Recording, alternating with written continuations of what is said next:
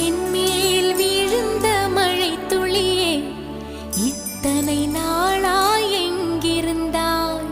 இன்று எழுதிய என் கவியே, இத்தனை நாளாய் எங்கிருந்தாய்?